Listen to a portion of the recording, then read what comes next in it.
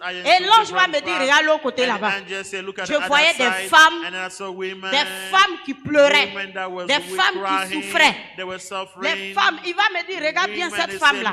Elle faisait partie de l'église là où tu es. Elle est née à l'église, elle a grandi. Mais quand elle s'est mariée à l'église, elle a eu des enfants.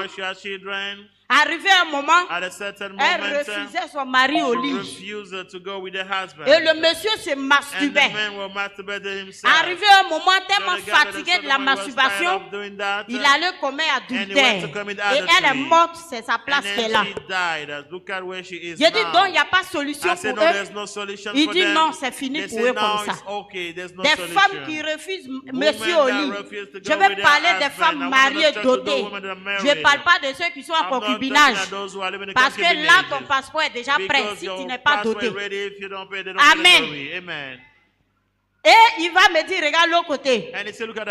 C'est des hommes qui se trouvaient dedans. Eux aussi refusaient les femmes au lit. Et c'est là l'ange va me dire, quand tu vas retourner Anne, il faut dire au monde entier de se repentir.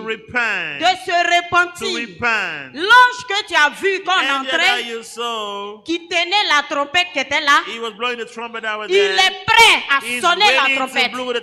Mais s'il joue la trompette à l'heure là, ceux qui seront sauvés ne sont pas nombreux. Amen. C'est pourquoi il est là comme ça. Il y a des femmes qui volent les maris. Amen. Comment la femme vole? Je veux expliquer ça. Ton mari te dit, il faut me faire 100 feuilles.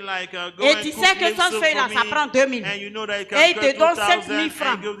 Tu vas au marché. Tu as fini de faire ton marché. Le reste là, tu dis, je fais, je retiens. Mais si tu veux faire, je retiens, il faut montrer à monsieur. Parce que si tu ne montres pas, Dieu dit, tu as volé, tu es une voleuse. Si tu montres que lui-même, il te dit, il faut prendre. Tu peux prendre. Amen.